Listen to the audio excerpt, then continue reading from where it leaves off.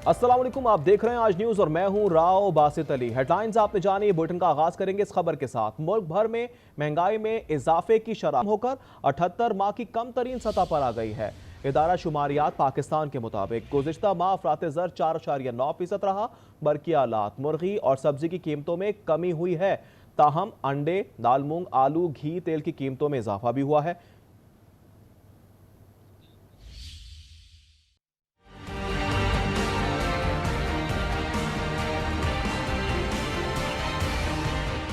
पाकिस्तान में महंगाई की शरह में कमी। गुज़श्ता माह महंगाई की शरह कम होकर 2018 की सतह 4.9% पर आ गई, जो अक्टूबर में 7.2% थी।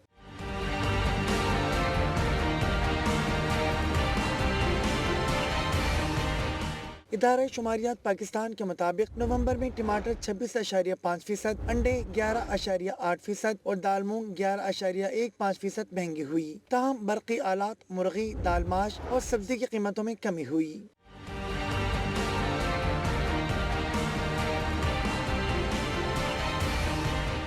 रवा माली साल 5 माह के दौरान अफरात ज़र 7.8% रहा, जो गुज़श्ता माली साल 5 माह में 30% से भी जायद था।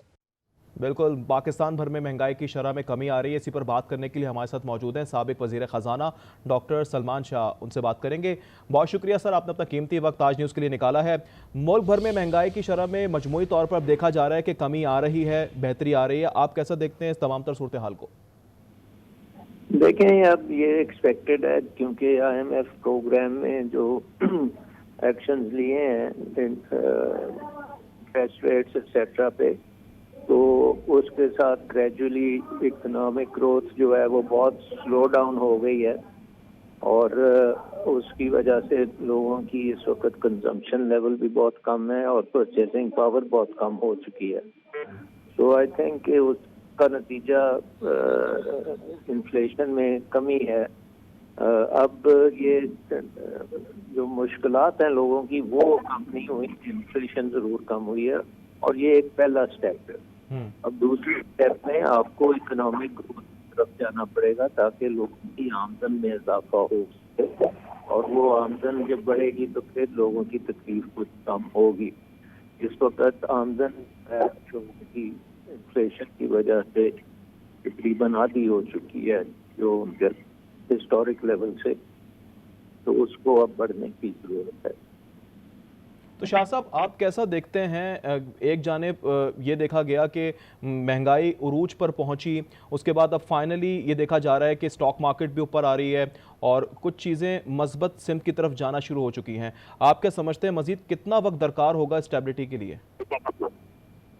लेकिन मेजर जो काम है ना वो रिफॉर्म्स का है और रिफॉर्म्स जो हैं उसमें इंस्टीट्यूशनल रिफॉर्म्स हैं, गवर्नेंस की रिफॉर्म्स हैं, FBR की रिफॉर्म्स हैं, बिजली के निज़ाम को ठीक करना है। तकरीबन हुकूमत की हर एरिया को आपने बेहतर करना है और हुकूमती अखराजात को कम करना है। तो ये काम जो है ये बहुत टाइम लेगा और अभी तो हमने शुरू भी नहीं किया।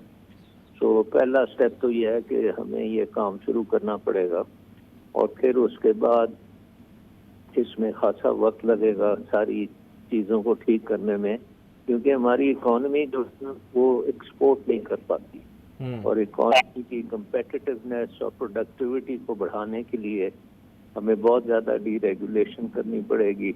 हमें कंट्रोल्स बहुत से ख़त्म करने पड़ेंगे, कंपटीशन को आगे लेके जाना पड़ेगा, ब्यूरोक्रेटिक जो हमारे कंट्रोल्स हैं उनको ख़त्म करना पड़ेगा। तो अभी बहुत काम करने वाला है। रिफॉर्म्स की ज़रूरत है। साबिक वज़ीर ख़जाना डॉक्टर सलमान शाह हमारे साथ मौजूद थे, आपका बहुत शुक्रिया।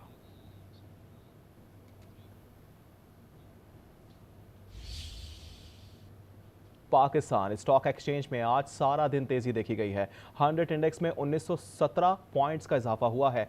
पहली बार 1,03,274 पॉइंट्स की रिकॉर्ड सतह पर बंद हुआ। अफरात ज़र में कमी के बाद शरह सूद में मुतवक्के कमी के पेश नज़र सरमायाकारों ने शेयर्स की खरीदारी को तरजीह दी है, जिससे मार्केट में तेजी आई है। आज मार्केट में 461 कंपनीज के 47 अरब रुपए से जायद 1 अरब 55 करोड़ शेयर्स के सौदे किए गए हैं।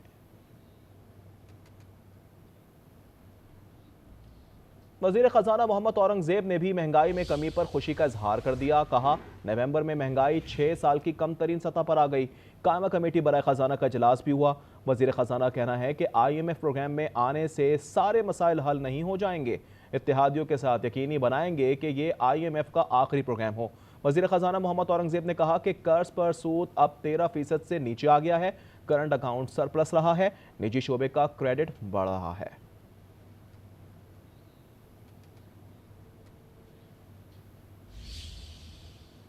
कुछ दीगर खबरें भी शामिल करते हैं बुलेटिन में। कोरम में 133 अफराद की जानें गई हैं, 177 जख्मी हुए हैं। खैबर पख्तूनख्वा काबीना के इजलास में ब्रीफिंग में वजीर आला अली अमीन गंडापुर ने कहा कि नफरतें फैलाने वालों को दहशतगर्द करार देकर सख्त कार्रवाई की जाएगी।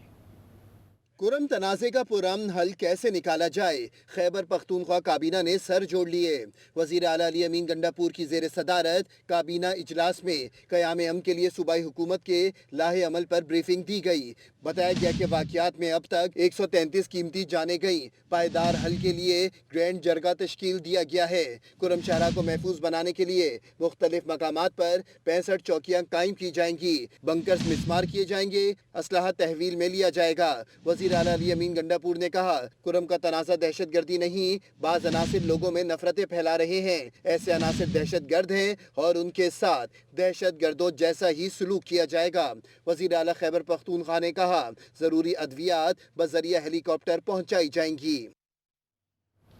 वज़ीर आला खैबर पख्तूनख्वा ने कुरम तनाज़े पर कायम ग्रैंड जिरगे को तमाम सहूलियात और सपोर्ट फराहम करने की यकीन दहानी करा दी। मुशीर इत्तलात बैरिस्टर सैफ के मुताबिक वज़ीर आला अली अमीन गंडापुर से ग्रैंड जिरगे के अरकान ने मुलाकात की है। अली अमीन गंडापुर ने उम्मीद जाहिर की ग्रैंड जिरगे के जरिए कुरम तनाज़े का पुरअमन और पायदार हल निकल आएगा। जिरगा अरकान चंद दिन में कुरम का दौरा करके फ़रीक़ैन के साथ बातचीत शुरू करें। जिरगा अरकान ने वज़ीर आला खैबर पख्तूनख्वा की कुरम के मामले को पुरअमन तरीके से हल करने के लिए वज़ीर आला को कोशिशों को भी सराहा। अब कुछ बात क्राइम की। कराची में 2 रोज कबल ट्रैफिक हादसे में जाँ बहक प्रोफेसर तारिक सलाहुद्दीन और उनकी अहलिया को सुपुर्द खाक कर दिया गया। सितम ये मरहूमीन के पास मौजूद 22 लाख रुपए नकद और तलाई जेवरात भी लूट लिए गए। कराची में 2 अफराद की मौत के साथ मुआशरे की मौत भी वाक़ई हो गई। हफ्ते के रोज प्रोफेसर तारिक स्कीम 33 से अजीजाबाद अपने घर मुंतकिल हो रहे थे। सामान भिजवा दिया था, अहलिया के साथ घर जा रहे थे कि डंपर ने कुचल डाला। प्रोफेसर साहब के पास 22 लाख रुपए नकद और तलाई जेवरात मौजूद थे, जिसे जाए हादसा पर मौजूद शहरियों ने लूट लिया। उनको ना 20 साल से मैं अपना जानता हूँ और वो बहुत यानी सबके हमदर्द भी बहुत थे। वो प्रोफेसर तारिक सलाहुद्दीन और इनकी अहलिया की नमाज जनाजा में अजीज़ व अकारिब और अहले मोहल्ला समेत अमीर जमात इस्लामी कराची मुनम जफर खान भी शरीक थे। ये हादसाती वाक़यात हैं जो इस शहर के अंदर सैकड़ों की तादाद में हो रहे हैं। टैंकर और डंपर दरअसल मौत का मंजर पेश कर रहे हैं। जहां से ये गुजरते हैं लोगों को रोनते हुए जाते हैं। प्रोफेसर तारिक तो नागहानी मौत की नजर हुए, लेकिन मुआशरे की बेहसी एक बार फिर खुलकर सामने आ गई। कैमरामैन अदनान के साथ सौलत जाफरी, आज न्यूज़, कराची। कराची के इलाके कस्बा कॉलोनी में मुबैना पुलिस मुकाबले में 2 डाकू मारे गए। पुलिस के मुताबिक फायरिंग के तबादले में पुलिस एहलकार जख्मी भी हुआ। मजीद जानते नुमाइंदा आज न्यूज़ सौलत जाफरी। जी सौलत। आज इस वक्त मैं मौजूद हूँ बनारस के करीब कस्बा कॉलोनी के इलाके में, जहाँ अब से कुछ देर कबल मुबैना तौर पर पुलिस मुकाबला हुआ है। इब्तदाई तौर पर बताया गया है कि नामालूम मुसल्लह मुल्ज़मान घर में दाखिल हुए थे वारदात की नीयत से। वारदात की फिर दूसरी इमारत में जो है वो आए और फिर नीचे उतरने की कोशिश कर रहे थे। इसी दौरान इलाका मकीन और पुलिस ने मिलकर जो है वो मुल्ज़मान को इंगेज किया। पुलिस जब मौके पर पहुँची तो मुकाबला हुआ। यहाँ पे एनी शाहिदीन मौजूद हैं, बताइएगा क्या वाक़या हुआ था, किस तरीके से इत्तला मिली? क्या ये हुआ कि ये लोग घर में नहीं थे, ये मैयत पे गए थे और उसके बाद जो है ना ये लोग आए बुरकों में आके अंदर घुसे उस घर के अंदर। वहाँ से तीसरे फ्लोर पे सीधा गए, वहाँ से पैसे उठाएं और जो सोना मोना था वो उठाएं। फिर उसके बाद ये जब उन्होंने देखा कि नीचे से आवाम ने घेरा डाल लिया है, तो उसके बाद जो है ना फिर ये दूसरे घर में उसी के साथ जो पड़ोसी है उसके घर में गए। उस घर के अंदर जो है ना फिर उन्होंने लेडीज़ के ऊपर वो सामान रखा है, असला, कि भाई हमको रास्ता दो। यही कहना है कि मुसल्लह मुल्ज़मान जो है वो एक घर से दूसरे घर में दाखिल हुए थे ताकि वो यहाँ से फरारी इख्तियार कर सके, लेकिन पुलिस मौके पर पहुंची है। प्यारो खान चौकी इंचार्ज यहाँ पर आए थे, उनके साथ उनकी अपनी पुलिस टीम हमरा थी, लेकिन ये भी बताया गया है कि मुल्ज़मान की फायरिंग से एक पुलिस एहलकार जो है वो ज़ख्मी है, जिसकी टांग पर गोली लगी है, जो कि इस वक्त अब्बासी शहर अस्पताल में ज़ेर इलाज है। ताहम दोनों डाकुओं को जो है वो हलाक करके उनकी लाशों को अब्बासी शहर अस्पताल मुंतकिल कर दिया गया है। इस वक्त वक्त इलाका मकीनों की एक बड़ी तादाद है जो कि मौके पर पहुंची हुई है और यहाँ पे इस वक्त खौफ का माहौल देखा जा रहा है। जी, कराची में डाकू बेकाबू और पुलिस बेबस है। रवां साल अब तक 109 अफराद को डकैती मज़ामत पर मौत की नींद सुला दिया गया। दर्जनों अफराद गोलियां लगने से जख्मी भी हुए। जान के दुश्मन माल के लुटेरे हर गली हर मोहल्ले हर सड़क पर खुलेआम फिरे। 11 माह में 109 अमवात, इंतजामिया से संभाले नहीं संभलते हालात। जनवरी में कराची के 12 शहरी जाने गंवा बैठे। फरवरी में 20, मार्च में 17 जिंदगियों के चिराग बुझे। अप्रैल में 19, मई में 2 अफराद डाकुओं की गोली का निशाना बने। जून में 10, जुलाई 3, अगस्त में 7 अफराद को कत्ल किया गया। सितंबर में 9 और अक्टूबर में 5 अफराद मज़ामत पर कत्ल हुए। नवंबर में 4 अफराद को मौत की नींद सुलाया गया। 1 दिसंबर को भी एक शहरी जान से हाथ धो बैठा। हर रोज लाशें गिरती हैं। हर इलाके में लूटमार मामूल है, मगर पुलिस हुकाम कहते हैं सब अच्छा है। कराची में पिछले साल से 23% क्राइम पीछे, जो बाकी बचे खुचे ये क्रिमिनल्स हैं उनको भी हम इंशाल्लाह खत्म से आएंगे। शहर में अनदेखे खौफ का राज है। हर किसी को डर है, न जाने किस गली में लुटेरे वार कर दे। माल से तो जाए, जान से भी ना हाथ धो बैठे।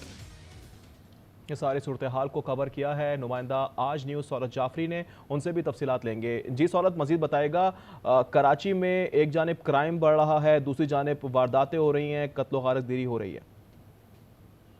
ये कराची शहर की अगर बात करें तो इस शहर में ऐसा लगता है कि मुल्क भर के डाकुओं ने जो है वो इस शहर का रुख कर लिया है और कराची वालों को बेदर्दी से जो है वो लूटा भी जा रहा है। और न सिर्फ लूटा जा रहा है बल्कि वारदात के दौरान इनको जो है वो कत्ल भी कर दिया जाता है। कराची शहर में अगर रवां साल की बात करें तो अब तक 109 अफराद को जो है वो डकैती मज़ामत के नाम पर कत्ल कर दिया गया है। तो वहीं दूसरी जानिब कराची पुलिस चीफ जावेद आलम ओढो गुज़िश्ता रोज़ एक बयान देते हुए दिखाई दिए गए हैं, जिसमें उनका ये कहना है कि कराची शहर में जो डकैती की वारदात है उसमें खासे कमी आई है। तो ये जो उनके पास रिकॉर्ड्स हैं, पुलिस ने जो अपने रिकॉर्ड मुरतब किए हैं, तो ऐसा लगता है कि जैसे पुलिस के पास जो रिकॉर्ड्स हैं वो उसमें कुछ खासे कमी आई होगी, लेकिन जो कराची में वाज़े रिकॉर्ड जो सामने आए हैं डकैती मुज़ाहमत पर कत्ल होने के, वो 109 हो चुके हैं। और अगर हम माहाना बार आपको बताएं तो इसमें जनवरी में 12 अफराद को जो है वो कत्ल किया गया। इसी तरीके से फरवरी में 20, मार्च में 17, अप्रैल में 19, मई में 2, जून में 10, जुलाई में 3, अगस्त में 7, सितंबर में 9, अक्टूबर में 5, नवंबर में 4 और दिसंबर में गुज़िश्ता 2 रोज़ के दौरान एक शहरी को जो है वो अब तक कत्ल किया जा चुका है। लेकिन पुलिस अफसरान वाज़ेह हिकमत अमली देने में जो है वो नाकाम दिखाई देते हैं। डिस्ट्रिक्ट वेस्ट की बात करें, डिस्ट्रिक्ट सेंट्रल की बात करें, मलीर की बात करें, साउथ की बात करें, ईस्ट की बात करें, वेस्ट की बात करें, कोरंगी की बात करें, तमाम के तमाम 6 डिस्ट्रिक्ट कराची के हर डिस्ट्रिक्ट के अंदर जो है वो डकैती मुज़ामत जारी है। डकैती के नाम पर शहरियों को लूटा जा रहा है और ये आए रोज़ हो रहा है। लेकिन पुलिस हुक्काम मुल्ज़मान को पकड़ने में नाकाम दिखाई देते हैं। नुमाइशी कार्रवाइयाँ तो रोज़ाना की बुनियाद पर होती हैं, लेकिन मुल्ज़मान को जो है वो पकड़ा नहीं जाता है। इसी तरीके से हमने देखा है कि कराची शहर के मुख्तलिफ मुकामात पर न सिर्फ ये लुटेरे बल्कि जो कबाड़ियाँ हैं, जो कि मोटरसाइकिल लिफ्टर्स उनको मोटरसाइकिलें बेचते हैं, वो तमाम चीज़ें भी जो है वो इस वक्त कराची शहर में की जा रही हैं। मुख्तलिफ गिरोह पकड़े जाते हैं, लेकिन उसके बावजूद कराची वाले अपनी गाड़ियों से, अपनी मोटरसाइकिलों से और अब अपनी जो है वो कीमती अशिया से भी महरूम होते दिखाई देते हैं। जी, जराइम बेकाबू है, कराची में पुलिस बेबस दिखाई देती है। सौलत जाफरी हमें अपडेट कर रहे थे, आपका शुक्रिया। शामिल करते हैं ब्रेक, देखते रहें आज न्यूज़।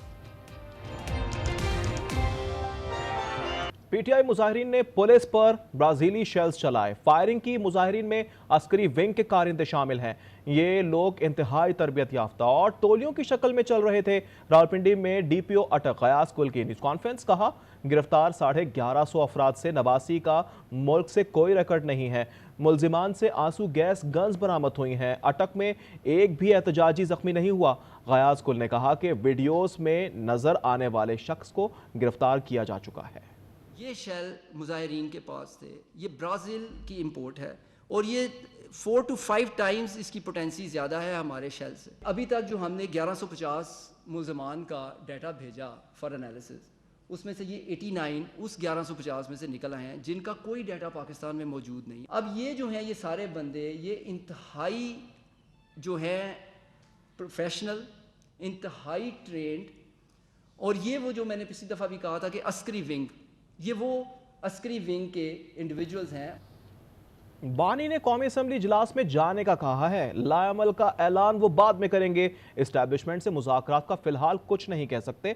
बैरिस्टर गौहर ने मीडिया से गुफ्तगू में कहा कि बानी पीटीआई ने बाहर निकलने वालों को खिराज तहसीन पेश किया। पंजाब के अरकान असम्बली मुश्किल दौर से गुजर रहे हैं। बानी ने कहा कि दोनों ऐवानों में ये बात उठाएं। इन्होंने बताया फाइनल कॉल के बाद आज बानी से मुलाकात हुई है। 26 नवंबर वाकये से वो लाइम थे। प्रोटेस्ट वहाँ किया जाता है जहाँ इम्पैक्ट होता है। जहाँ भी प्रोटेस्ट होना था गोली नहीं चलनी चाहिए थी। नेक्स्ट लाए अमल इंशाल्लाह ताला खान साहब बाद में ऐलान करेंगे। पंजाब के बारे में जो ये कहा गया कि पंजाब की क़ियादत नहीं आई, पंजाब के मिने MPA नहीं आए, खान साहब यही कह रहे हैं कि मैं सबको खिराज तहसीन पेश करता हूँ। पंजाब के मिने MPA जिस मुश्किल हालात से गुजरे हैं वो सब के सामने हैं। बैरिस्टर अकील का कहना है कि तहरीक इंतशार बारहा इंतशार फैला चुकी है। बानी PTI ने मुल्क को कौम को नुकसान पहुंचाया। मीडिया से गुफ्तगू में कहा कि PTI दौर में दोस्त ममालिक से ताल्लुकात खराब हुए।